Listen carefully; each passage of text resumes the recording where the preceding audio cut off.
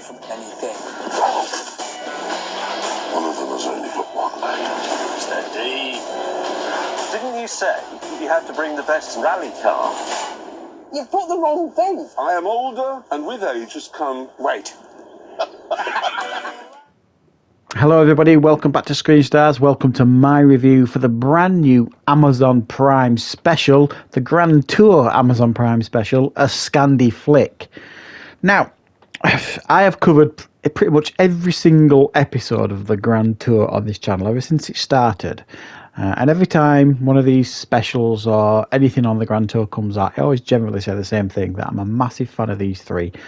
I watched Top Gear, loved that show when they did Top Gear. I was distraught when it ended, and then when they came up with the Grand Tour, I was fully on board. And arguably, I think the Grand Tour, in many ways, is better than Top Gear. It doesn't feel as structured. And for the last couple of years, they've essentially just been doing the specials.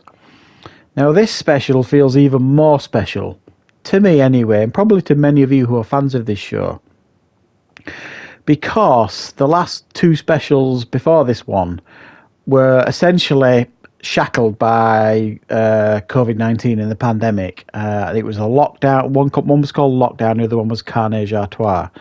And they were both decent specials, and I enjoyed them both. But because of the COVID restrictions, they couldn't really travel in the same way.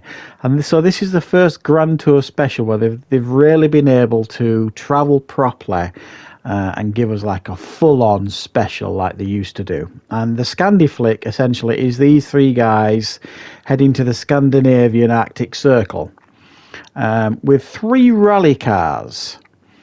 Now, Richard turns up, I think he's in a Subaru. James is in a Mitsubishi Evo, I think it is. And Clarkson turns up in an Audi. Not an Audi Quattro, even though he claims it is. So you get the usual thing at the beginning of this show where they ridicule each other's cars, pretty much, which is standard fare for these guys. So as you can imagine, you can see from the pictures, and if you've seen the trailer, this is like, you know, a snowy episode, and sometimes they can be the most fun with these guys. So they've got to essentially travel 500 miles to get to the finish location where there will be a plane waiting for them. If they're late, then they won't get on the plane, sort of thing. So as you can imagine with these three, there's all sorts of misadventures and escapades along the way. Honestly, guys, I thoroughly enjoyed this episode. I think this is my favourite special since Seaman, I think. We ran 2% Seaman. I liked A Massive Hunt, and I like the other two that I mentioned, Carnage Artois and Lockdown. But these three really, really back on form. And you can see that they're really enjoying being out and about again and really doing these specials how they're meant to be done, you know, out in a showing off a country and the beautiful scenery, which there is plenty of, is stunning locations, and just having a lot of fun. And I think this episode does it absolutely brilliantly. I was completely hooked from beginning to end in this episode.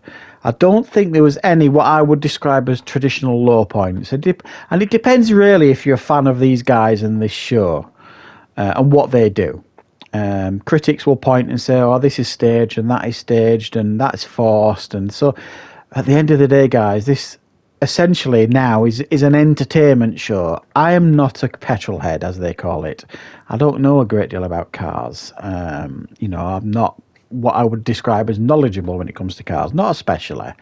But that's not why I watch these guys. It's not really for the cars. It's for the entertainment and the chemistry between these guys. And I really buzz off it. And I just think they're so good together as presenters. And you watch them and you have a good time watching them doing what they're doing. And this, I think this episode is right up there with the best specials I think they've done for the last few years. My favourite special that they probably did is Buffoon's National Vacation, when they're in the RVs. But I mean, I think this is a really, really top-notch special. You get everything here. I mean, it's got ice and snow, so you've got these buffoons slipping all over the place, which is really funny.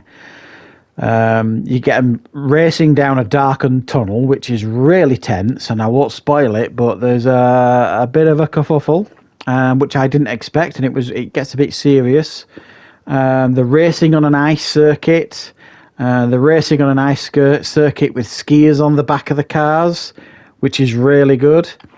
And they're constantly pulling tricks on each other as well, pranks. Clarkson hides Hammond's keys. Hammond does something to Clarkson's car. It's one of those episodes where they're constantly having a go at each other, and it's funny.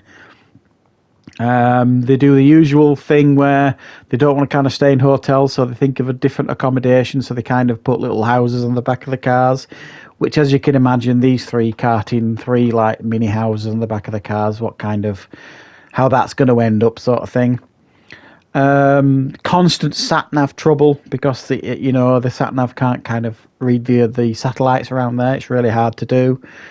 And then watching Hammond try and negotiate a ski lift to try and get back up the top of a ski mountain in itself is absolutely hilarious.